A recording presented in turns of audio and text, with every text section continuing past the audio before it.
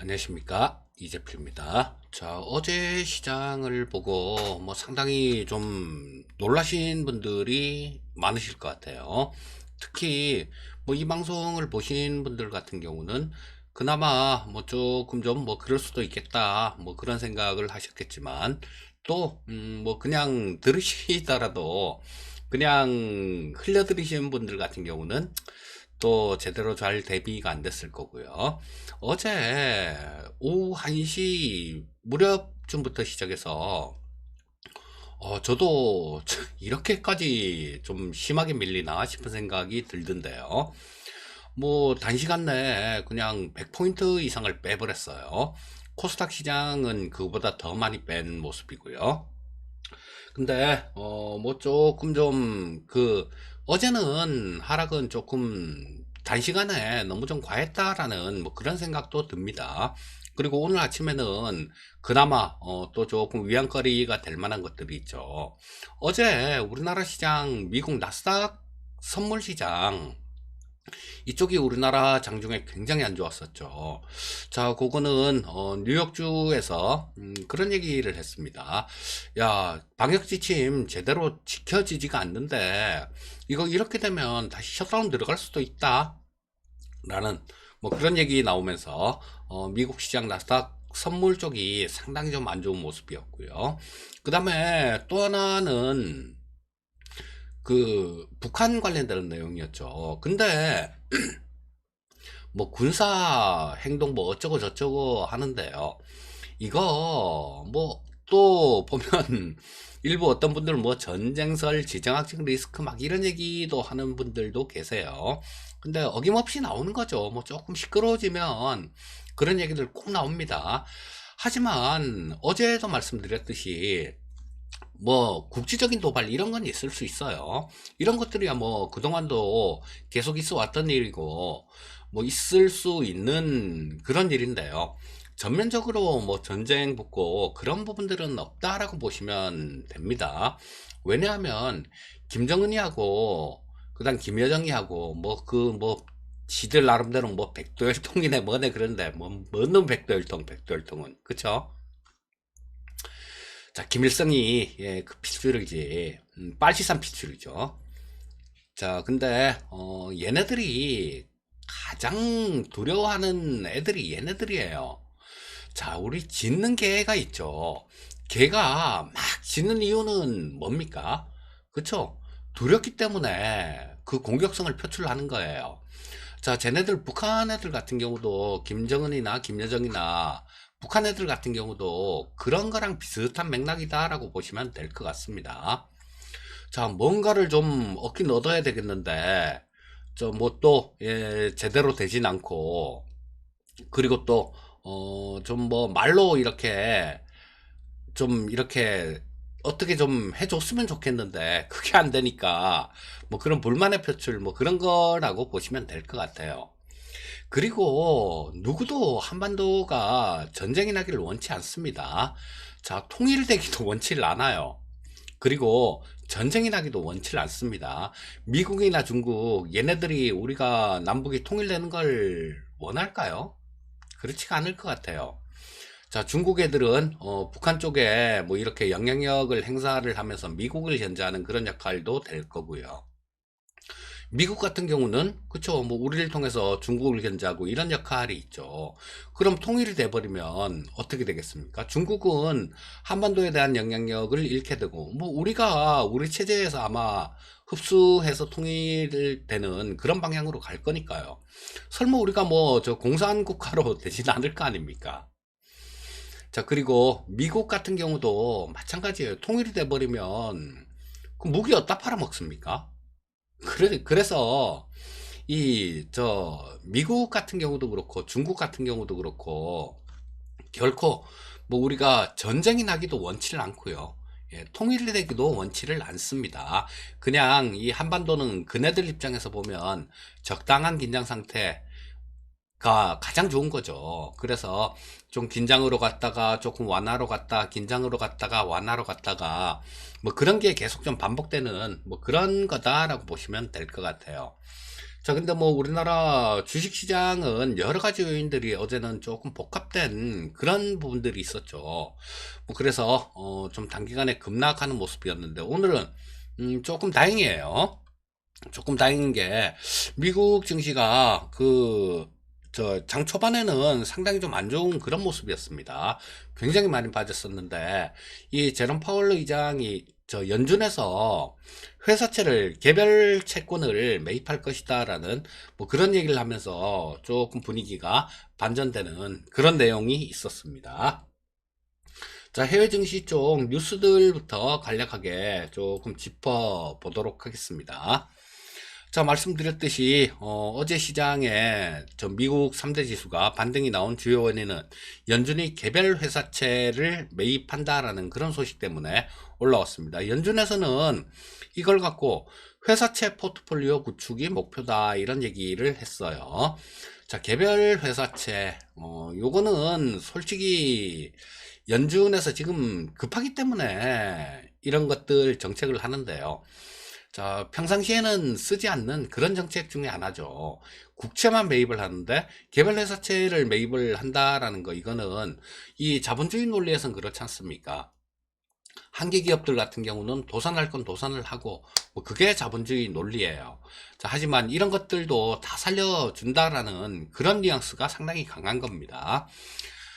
자, 그래서 뭐 요런 부분들, 요런 뉴스가 미국 시장을 급등했던 미국 시장을 재차 좀 끌어올리는 플러스로 반전시키는 그런 역할을 했고요. 자, 그 다음에 미국 FDA 쪽에서 이 말라리아 치료제죠. 클로로킨하고 하이드록시 클로로킨. 자, 요게 임시효과를 내줬었어요. 코로나 치료제로 임시효과를 내줬었는데 FDA 쪽에서 사용 취소를 했습니다. 승인을 내줬던 거를 야, 이거 효과 없어, 사용하지 마, 이제는 이거 코로나 치료제로 사용 못해 라고 승인 취소를 했다라는 그런 뉴스 있었고요. 자, 우리나라 쪽에서도 뭐 이 클로로킨 관련돼서 움직인 종목들 이런 것들 좀 있죠. 뭐 그런 것들은 좀 타격이 좀 있지 않을까 싶은 생각이 듭니다. 자, 그리고 샌프란시스코 연은 총재는 그런 얘기를 했어요. 코로나가 뭐 2차 확산 될 수도 있지. 근데 2차 확산 시에는 각국 정부나 중앙은행 쪽에서 적극적으로 나서서 강력하게 대응할 것이다. 뭐 이런 얘기를 했어요. 이런 얘기들 역시 시장에 조금 안정감을 주는 그런 내용으로 작용했고요. 자, JP모건 쪽에서는 뭐 기분 좋은 그런 전망을 했습니다. 글로벌 증시가 현 수준에서 47% 정도 추가 상승 여력이 존재한다라는 그런 내용의 보고서를 내놨습니다. 근데 자, 이거는 맞는 얘기 같아요. 저는 그렇게 생각합니다. 연준이나 각국 중앙은행, 이 뭐 각국 정부에서 풀어놓은 돈 있죠. 이거를 코로나가 끝난다고 바로 회수가 된다라고 보십니까? 그렇지가 않죠. 연준에서도 마찬가지, 뭐 얼마 전에도 공표했지 않습니까? 2022년 말까지 금리 인상은 없을 것이다라는 그런 내용을 거의 공표했어요. 점도표에서도 마찬가지 뭐 그런 내용들이 확인이 된 부분이고요. 자, 그렇다면 이 코로나가 조금 잠잠해진다라면 뭐 코로나 백신 같은 경우는 어제도 말씀드렸던 내용이지만 아스트라제네카 쪽에서는 벌써 유럽 쪽 뭐 이쪽하고 공급 계약을 체결하기도 했고요. 모더나 쪽에서도 마찬가지 또 그런 움직임도 좀 있습니다. 자, 그리고 전 인류가 다 달라붙어서 이 코로나를 잡기 위해서 노력 중이죠. 자, 그렇다면 이 코로나는 조금 뭐 시간은 좀 걸리겠죠. 하지만 분명히 잡힌다라고 봅니다. 자, 그러면 그 다음에 남는 건 뭐가 있겠습니까? 유동성이에요. 유동성. 그 유동성의 힘으로 엄청난 그런 상승을 가져올 수 있다라고 보는데요. 전에도 제가 4월달 정도에도 몇 번 그런 말씀들을 드렸어요. 지금하고 비슷한 얘기를 말씀드리면서 저는 사상 최고점 그 18년도 초에 기록했던 2600포인트 정도가 사상 최고점이죠. 그거 훌쩍 넘을 것 같다라는 말씀을 드렸는데 자, 중간중간 이런, 좀, 이런 모습들 급락하고 뭐 시장을 고생시키는 그런 모습은 나올 수 있어요. 충분히. 근데 결국은 그 사상 최고점 그것도 뚫고 간다라고 봅니다. 저는. 자, 그래서 근데 중간중간 이런 때가 너무 아프기 때문에 중간중간 이런 부분에 대해서 좀 잘 좀 대응을 한다라면 정말 엄청난 기회를 주는 그런 시장이다라고 보고 있습니다. 자, 일단 뭐 뉴스들 좀 살펴봤고요. 해외 증시 움직임들 한번 보도록 하겠습니다.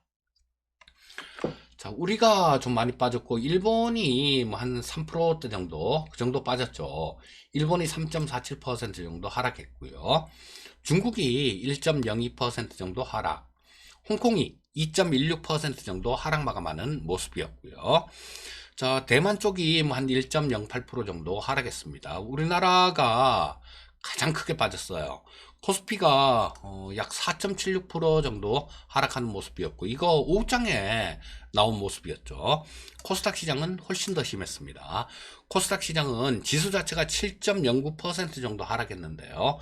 지수가 7%대 정도 하락했다라면, 그쵸? 두 자릿수 하락한 종목이 수두룩하다라는 얘기입니다. 자, 그런 모습으로 마감이 됐고요.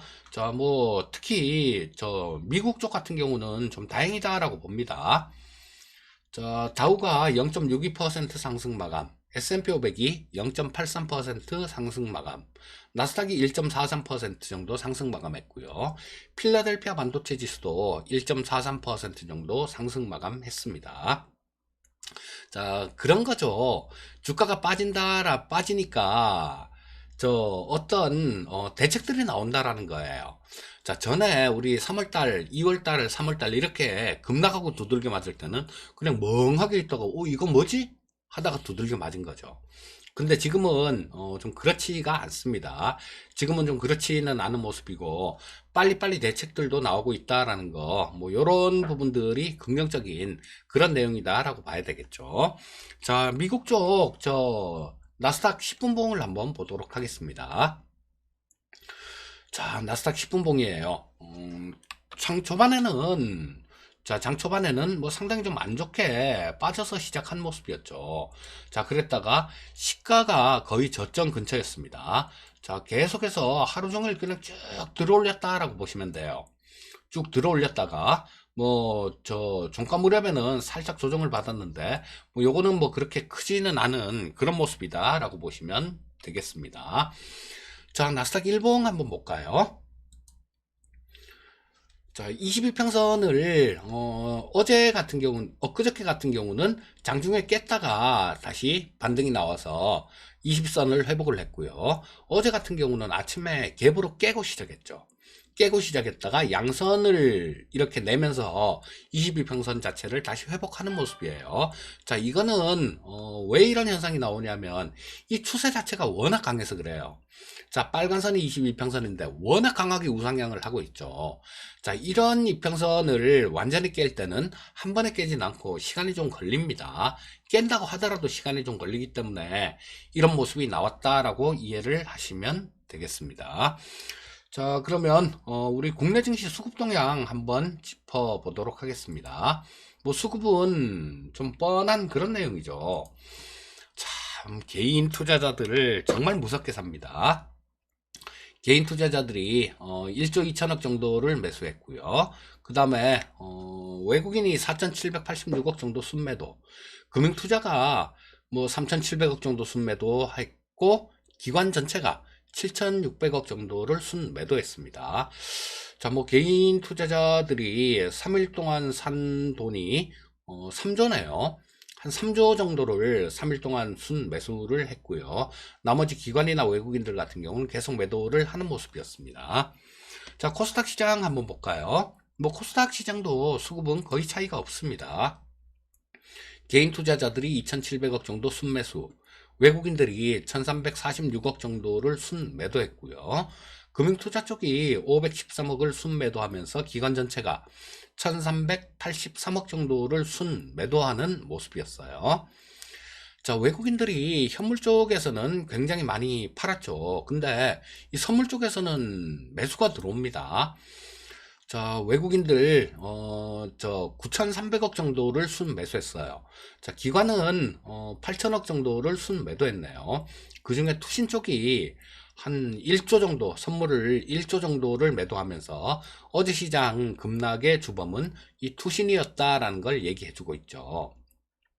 자, 금융투자 쪽도 그렇고 외국인 쪽도 그렇고 이 선물 쪽에서는 매수를 하고 있습니다. 선물 쪽에서는 순매수를 하고 있는데 현물은 팔고 있죠.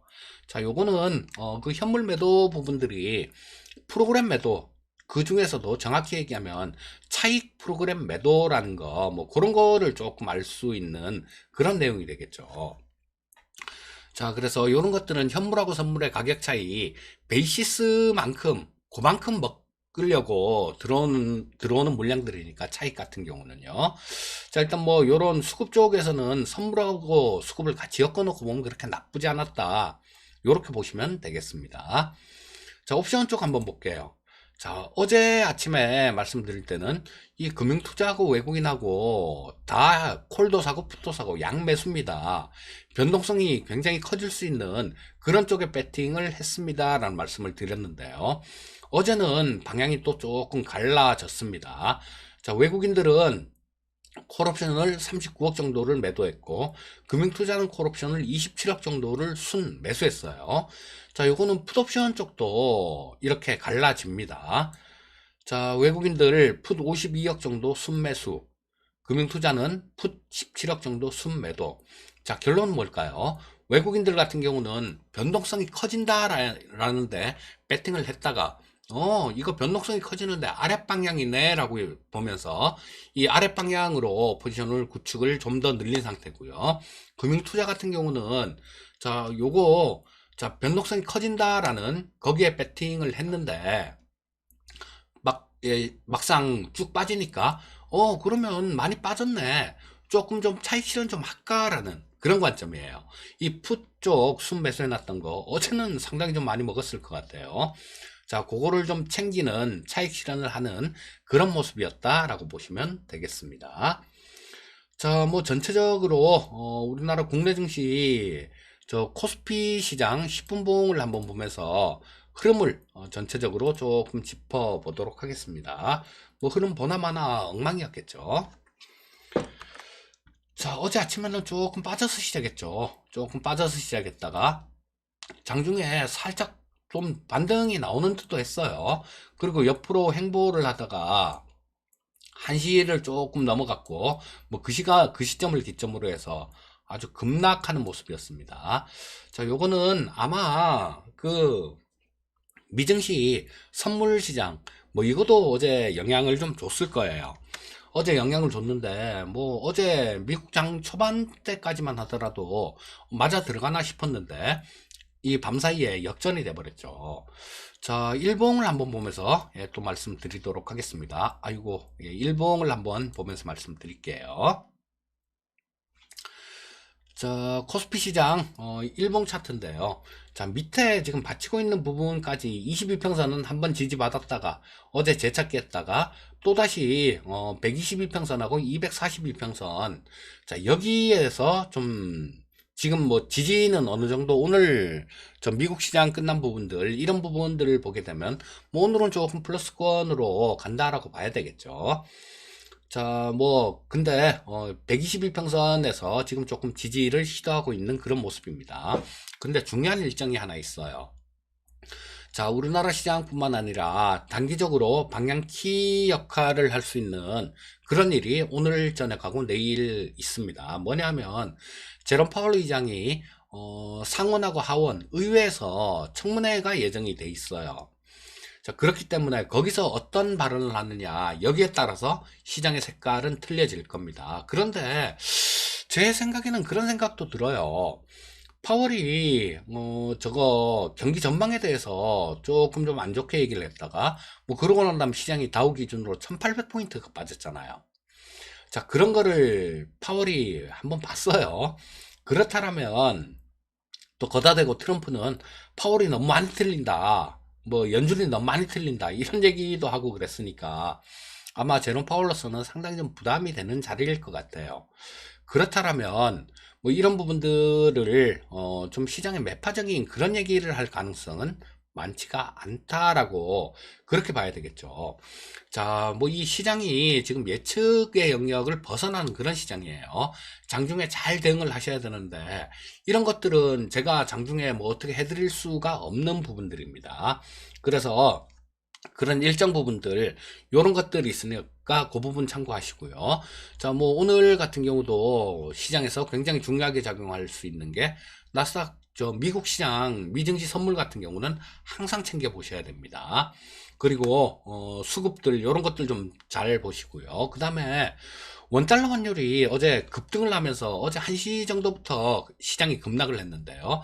그게 원달러 환율이 쭉 치고 올라오면서 급등하면서 이런 모습이 나타났어요. 약간의 시차를 두고 이런 모습이 나타났기 때문에 오늘 장중에 환율 동향도 잘 좀 지켜보시면 좋겠습니다. 자, 오늘도 성공 투자하시고요. 저는 또 내일 또 뵙도록 하겠습니다. 감사합니다.